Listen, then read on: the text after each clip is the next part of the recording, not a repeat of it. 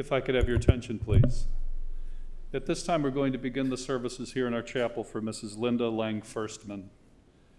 As we begin the service, I would ask if any of you might have a cell phone or any other noise-making device, please turn them off at this time. Officiating the service here today is Rabbi Jeremy Fine from Congregation B'nai Tikva. Thank you.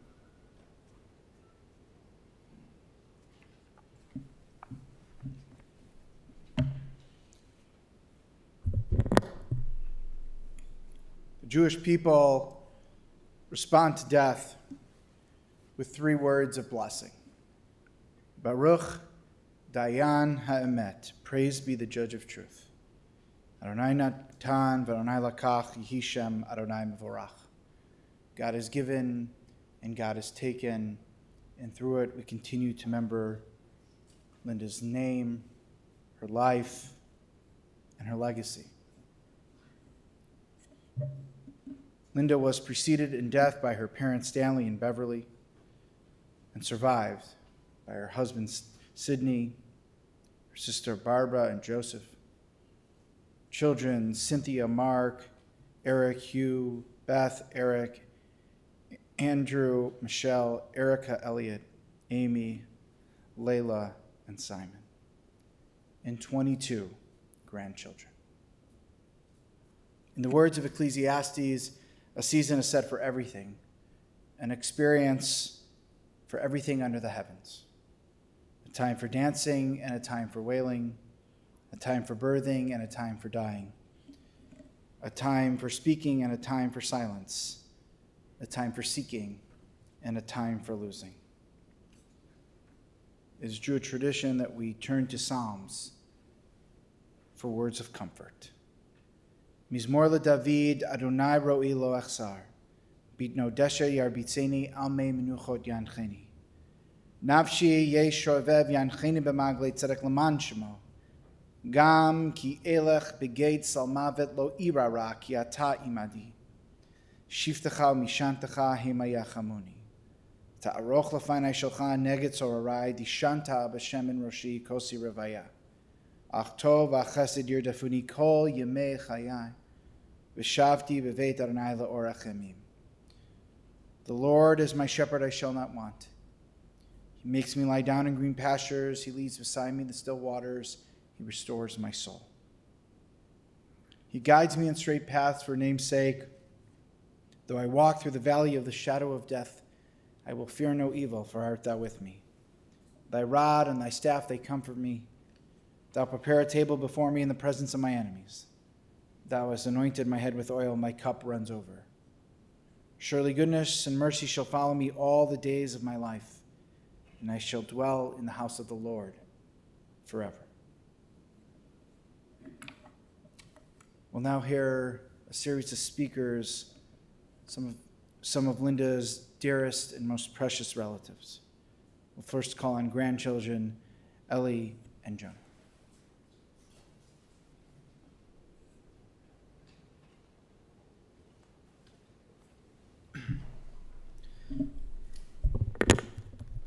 Hello, everyone. My name is Jonah. I'm Linda's grandson. When I was a child, hearing that Mimi was coming into town was the most exciting news. When she arrived, I was almost certain she had brought a present for me. I was always too scared to ask her. I would beg my mom to ask for me, but my mom would insist that I ask Mimi myself. When I finally mustered up the courage to ask, Mimi gave me a very familiar grin and searched through her luggage, pulling out a Lego architecture set.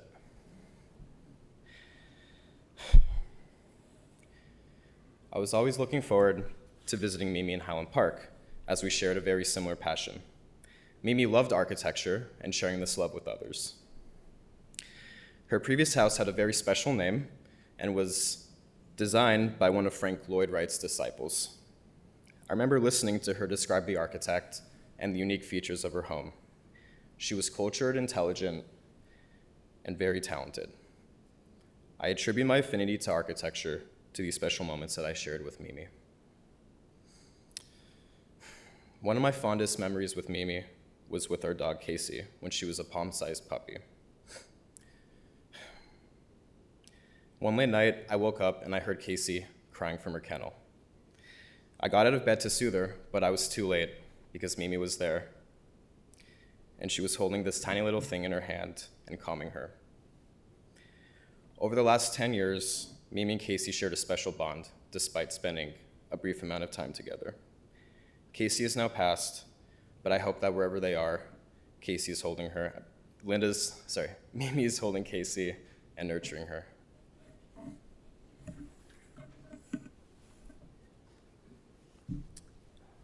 Hi everyone, my name is Eli and I am Layla's youngest son and Mimi's grandson.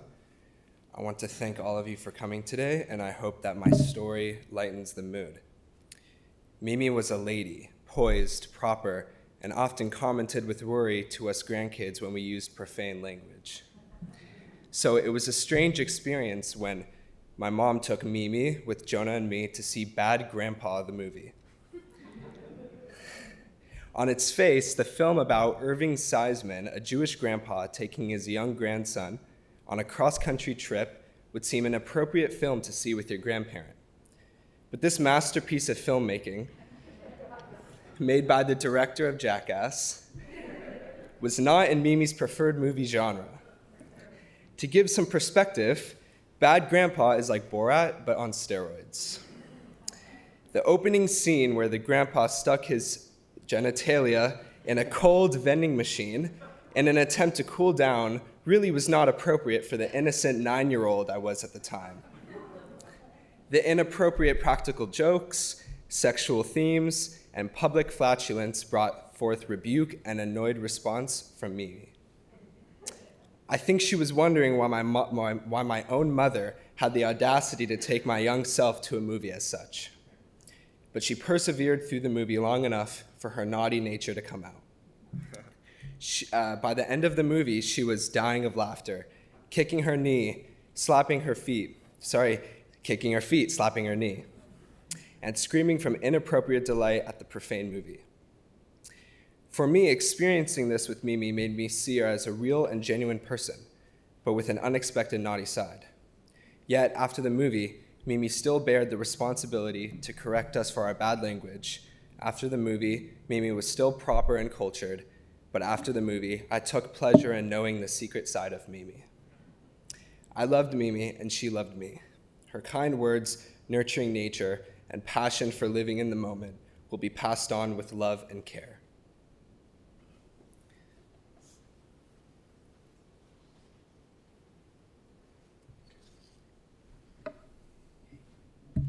Thank you, Eli and Jonah. And now we'll call on grandchildren Jacob and Sam.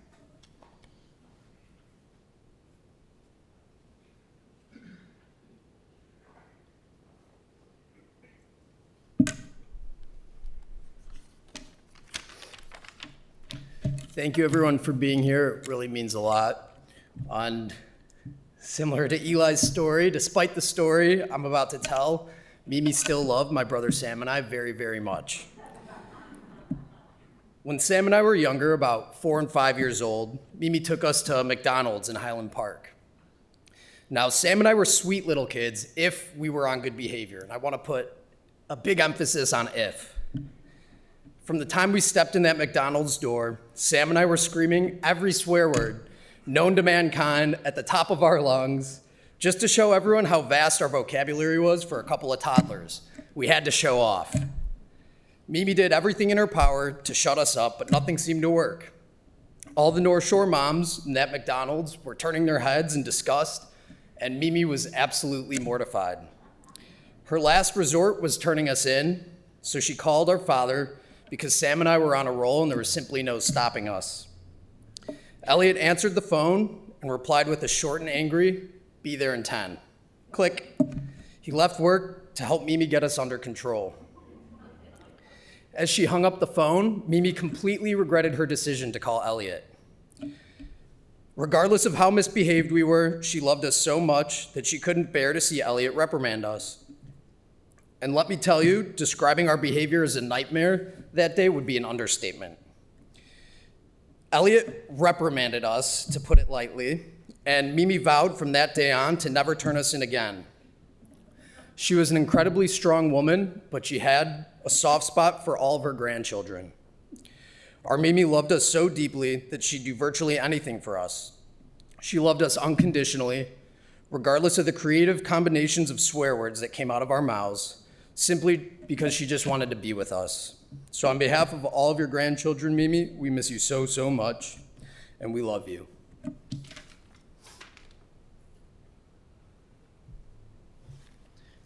Hello, everybody. My name is Sam. Thank you for coming. Saying goodbye is one of the hardest things to ever do in your life. There are so many emotions involved at once, it's hard to know what is going on. Growing up, you have this idea of forever. Forever sounds like the greatest thing in the world because you believe that nothing will end, and who doesn't want that? As you grow up, you realize that forever doesn't have that same meaning as it used to when you were little. As I got older, I soon realized that forever didn't have the same meaning, well, because nothing really lasts forever. After being with Mimi this past weekend, I realized that that isn't so true. I have a whole lifetime of memories with Mimi, and of course Grandpa, to hold on to. Some memories that I have to share with you all are when Mimi bought me a little pink kitchen set, and I know my dad wasn't so happy about that, because on the same day, he got me a little Tykes worker tool set. She took my brother and I to museums, with Grandpa, of course, which I most likely would have never realized how much I love museums if it weren't for Mimi and Grandpa. I knew I could always look in the stands during my sporting events so I could impress Mimi when she was there. And my favorite of all is that she would take me antiquing during garbage day and let me pick out all the fun trash. I would bring it home and my mom would immediately make us throw it away. Mimi, though you're not with us here today, life goes on and you will be with me every step of the way, forever and always. Thank you for being the best Mimi and giving me an amazing forever to remember. I love you.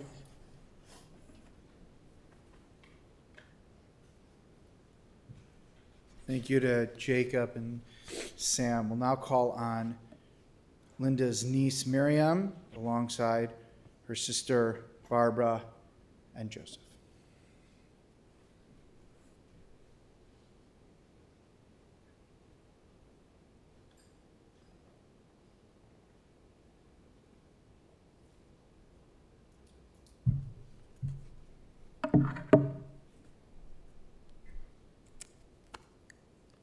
I'm Linda's niece, Miriam, and like everyone, I have two sides to my family. On the French side, my father was one of 10 kids, and so I have 8 aunts, and naturally, they have to be differentiated by tante, aunt, followed by their first name. But on the American side, it was the one and only auntie for my brother Mark and I when we were little. Over time, Auntie turned into Auntie Banty, and eventually the Bants, which was my special name for her and how she saved in my phone. First name the, last name Bants. Whenever I addressed the Bants, she would always giggle a little, in part because she found the nickname silly, but more so because it was a special private bond between her and I, and she knew it came from the special place I will always have for her in my heart. The Bants was impossible not to love. She was funny, caring, incredibly thoughtful, and she engaged with everyone on a personal level. Take this coffee mug, for example. And for those of you who can't see it, it has a Pomeranian with a crown on it. Most people would walk by something like this in the store and say, wow, that's ridiculous, and move on. But not the Bants. Knowing that I have an extremely spoiled Pomeranian, the Bants came across this item, who knows where, and thought, wow, that's ridiculous, but my niece Miriam will absolutely love it. And she was right. I absolutely love this mug, and she always knew the thing to make me smile. She was incredibly brave and rarely spoke about the challenges she faced, preferring to focus on those around her. This past summer, my husband and I were buying and selling our condo, and as a real estate enthusiast, the Bants checked in with us every single step of the way. At one point, she checked in for an update and sent a follow-up text that said, just because I'm overly involved with everyone's business, haha. It never felt like that. The Bance wasn't a nosy aunt, but rather she truly cared about everyone in her life and wanted to be a part of everything. The good, the bad, the triumphs, the setbacks, she was always there. The Bance was the best, and I'll miss her dearly. And I'm going to read what my mom wrote as well. This is Barbara, Linda's sister. My sister Linda. Linda was my sister and my best friend. We never ran out of things to say to each other, even though we spoke every day. She was my comfort and my confidant. We never fought except when we were kids, but I won't regale you with our childhood skirmishes. How can I describe her? She was so warm, friendly, charming, giving of herself, engaging, and generous in every way. She was beautiful and, of course, artistic. Everyone who met her loved her. She would go the extra mile to help her friends and family. I miss her, and I will love her always.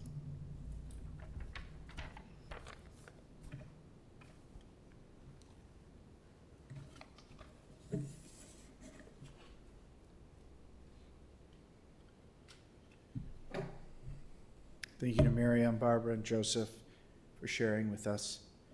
I'll now call on her daughters, Amy, Layla, and Erica.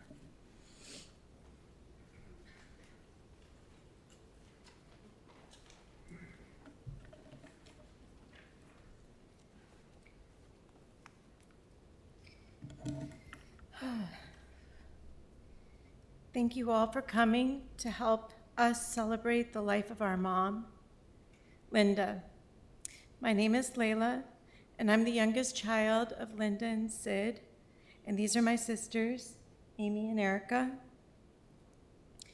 Our mom was an amazing person.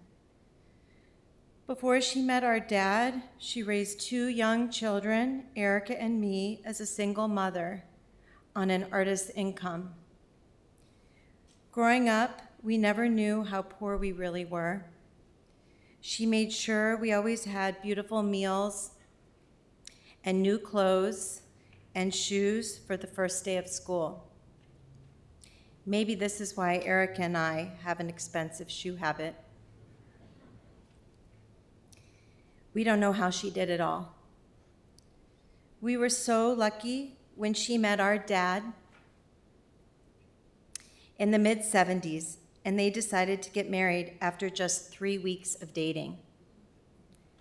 She had such good intuition and saw he was a great son, brother, and father to his 5 kids. She called him Saint Sidney. During their almost 45 years of marriage, family was always so important to them. Mom had an instinct for empathy. She gave generously to each of us in our moments of great need. My divorce, painful relationships, and my house fire were some of the moments when Mom was at my side. But she also raised strong women by teaching us self-reliance and mental fortitude. She knew when to take a step back and let us navigate and overcome some of life's hardships. She was not the kind of person to let us wallow in self-pity, and we learned this skill from her as we grew up.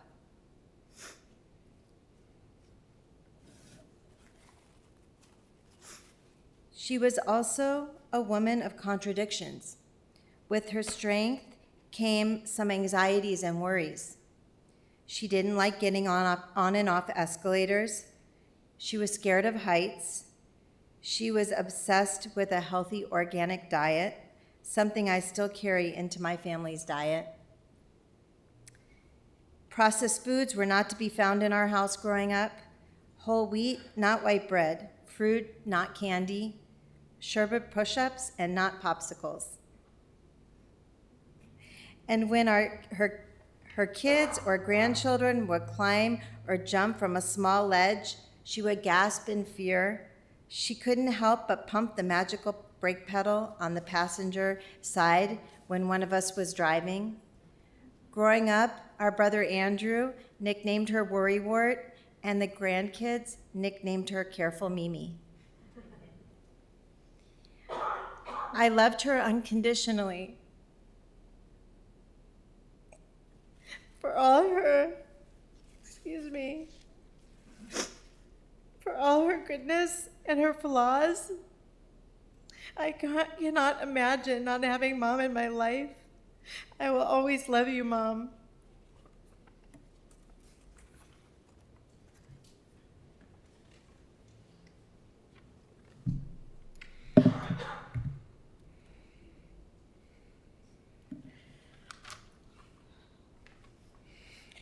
She and She and Dad built a beautiful, close-knit family of 7 children, treating each child as their own. It was an added bonus that I got 2 additional sisters out of the deal. Sorry. I also got a second mom, my little mom. I can't read. Okay, I'll do it. I need you to read this one too.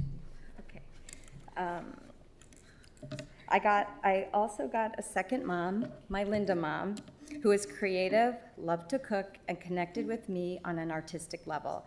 Our mom's expression of her art was an expression of herself. Her ceramic pieces were strong and elegant, as was the core of her spirit.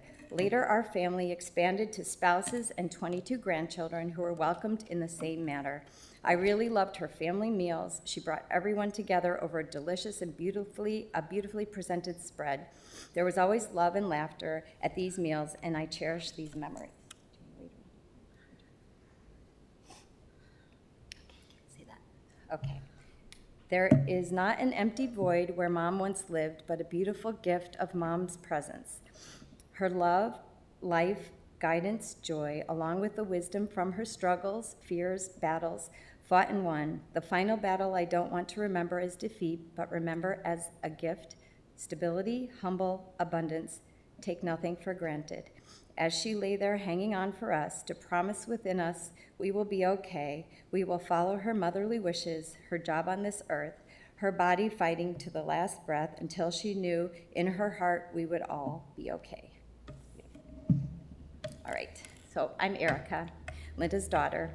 I just want to tell you a little bit about my mom. Our mom was born in 1942. She grew up with her parents and her little sister Barbara, Auntie Barbie, in Hyde Park, and then they moved to Highland Park, Illinois. After graduating with a degree in sociology from University of Illinois, she left Highland Park and drove cross country to the West Coast, where my beautiful baby sister Layla and I were born.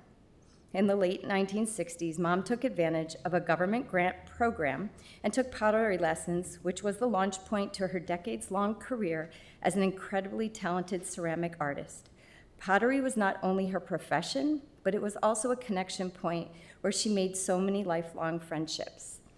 This December, our parents would have been married 45 years, and with 7 kids between them, they built the original Brady Bunch family. When we were growing up, they forced family days every Saturday, and we hated it because we wanted to be with our friends. Now I look back and appreciate those days very much. She had so many interests. She loved theater, ballet, music, opera, birds and nature, antiques, cooking, laughing, and spending time with her family and friends. Everyone loved her. She made so many wonderful friends throughout every phase of her life. We were recently reminiscing with her about all of her many artist friends and the crazy things they did in the 70s at the various clay studios where she worked. We moved at least 13 times over the years. We lived in Oakland, Oregon, Orange County, Seattle, Evanston, Long Island, Atlanta, and then back to Highland Park, where they finally settled down. Each time we moved, she made close friends down and across the street. She made dear friends in the support group she joined when Grandma got Alzheimer's, and then later with the women who shared her battle with breast cancer. Our mom was so strong during the most challenging times in her life, especially when it came time to battle cancer. She researched every treatment option and sometimes seemed to be a step ahead of her doctors. She was so brave. She rarely complained and was always optimistic. It was incredible to watch. Over the past several days, people have told me that I am more like my mother than I realize. We shared a love of country music, cooking, and family, to just name a few. She taught me how to be kind, strong, courageous, and loving. She was an amazing person and an amazing, wonderful mother, and we will all miss her every single day.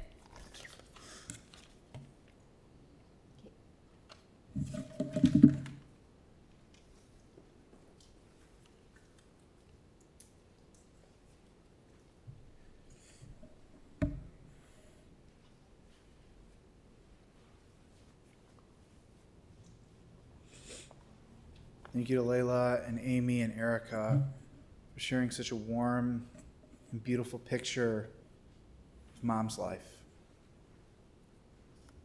There are many strong Jewish characters, maybe none stronger than Esther.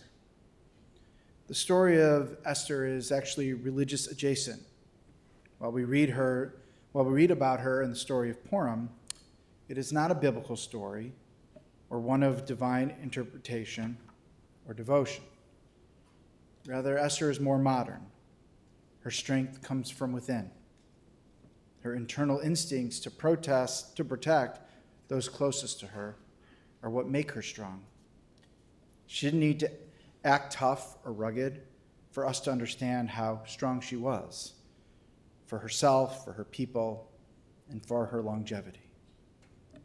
The family, as I sat with them yesterday, described Linda through this same sort of strength. Strength through their own tears. Strength that Linda showed, especially over the last 5 years. Strength she had when she was younger, showing resilience and perseverance, something she took into her nearly 45 years of marriage. Strength for her 7 children, and strength for all those who came in contact with her. Linda was born in 1942. Her father, Stanley, of blessed memory, was called to World War II by the Army. And when he returned to Beverly, of blessed memory, and Linda, soon thereafter came Barbara to join the family. Together, they all eventually moved to Highland Park when Linda was 10 years old. And she went on to get a degree from the University of Illinois. And from there, Linda would move her family from California to Seattle, where Erica and Layla were born. And then they moved back to Chicago, where she met Sydney. And together, the family was now made up of 7 children. Sydney and Linda were set up by Linda's best friend and Sydney's cousin, and it was love at first sight. So much so that they were married just 6 months later. And this December, it would have been 45 years together. While they had many adventures moving around the country, eventually Linda and the family ended up back in Highland Park. Her sister Barbara was her best friend. They talked every day, sometimes twice a day. And eventually the 4 of them, Linda and Sydney and Barbara and Joseph, all became best friends. The running family joke was that Linda always called around dinner time, right before the family sat down, and Barbara's whole family would just say, "Hi, Auntie," and then Linda would say, "Oh, you're having dinner," as if she didn't already know. Elliot said of his mother-in-law that sometimes it felt that she called him more than she called Erica. That's how close they were, and she became a second mom to him. Linda adored all the significant others and loved them like her own. And what made Linda's love so special was that she loved the best in everybody. This woman would do anything to make sure her family had the relationships with all of their siblings and extended family.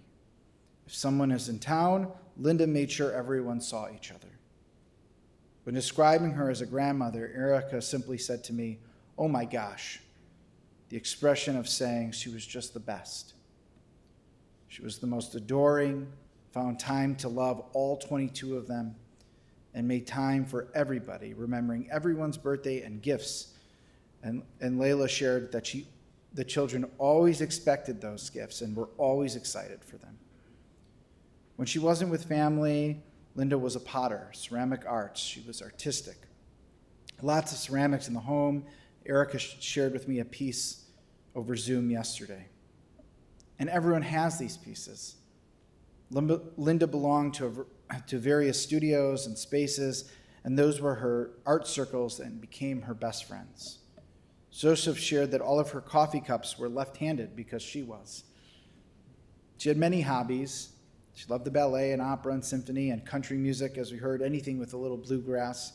She loved to cook and was an excellent cook and entertaining her friends and family. Jewish holidays for her were all about the food and getting together. And she loved Rummikub later in life.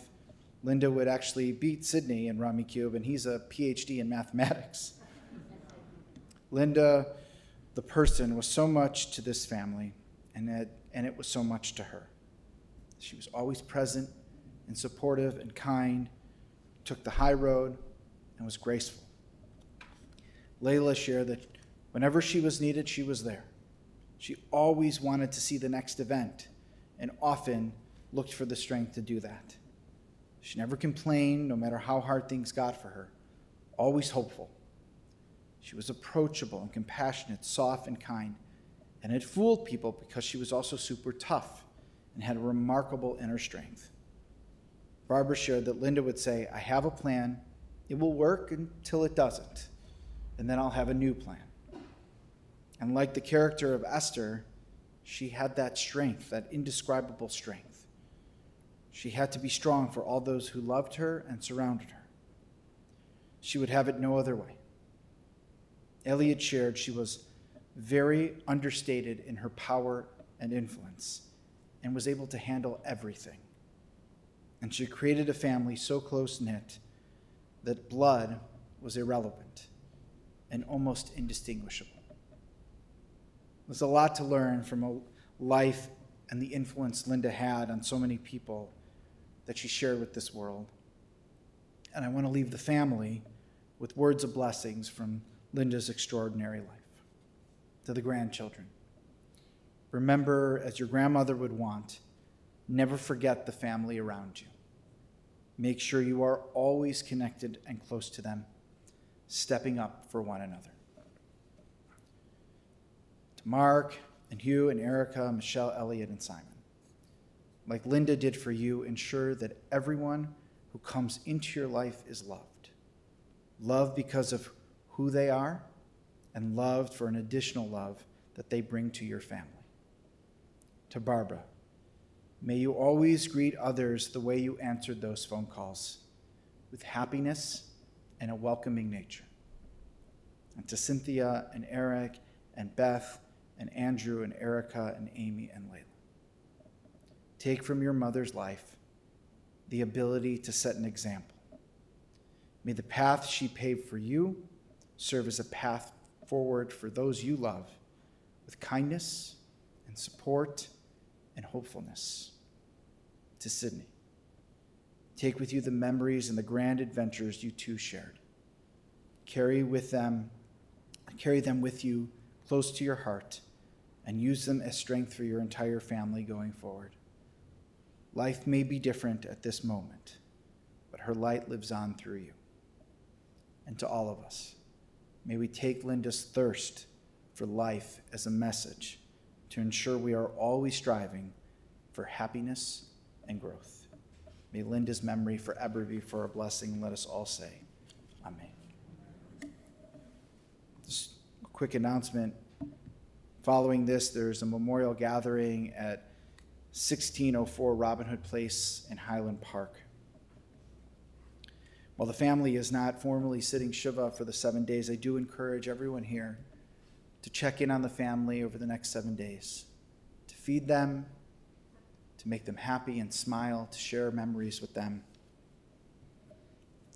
We're going to rise, if you're able to, for El Malei Rachamim, the prayer that we say that we believe helps the soul go unto God. El Malei Rachamim, Shochanen Baromim, Hametzeh Menucha Nechona, Tachat Kanfei Ashchina, B'malot Kirushim Torim, Kezor Rakia Mazirim, Et Nishmat Chaylea Bat Shmuel V'Bela, Shalcha L'Olamah, Began Eden Tia Menuchata, Ana Bal HaRachamim, Hastireha B'Tzeder Kinafech L'Olamim, Utzror bitzor achayim, et nishmata, Adonai nachlata, Batanua b'shalom amishkava v'nomar, Amen. Exalted, compassionate God, grant infinite rest in your sheltering presence among the holy and pure, to the soul of Linda, who has gone to her eternal home. Merciful, and we ask that our loved one find perfect peace in your eternal embrace. May her soul be bound up with the bond of life. May she rest in peace, and let us all say, Amen. You may be seated.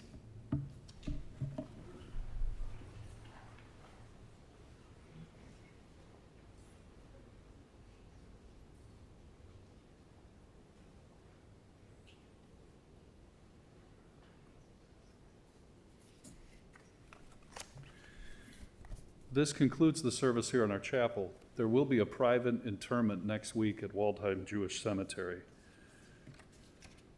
As the rabbi had just said, the family is receiving calls of condolence today until Shabbat at the Wixer residence, 1604 Robin Hood Place in Highland Park. That information's on the inside portion of the funeral service folder you just received. If you did not receive one, we have them available as you depart.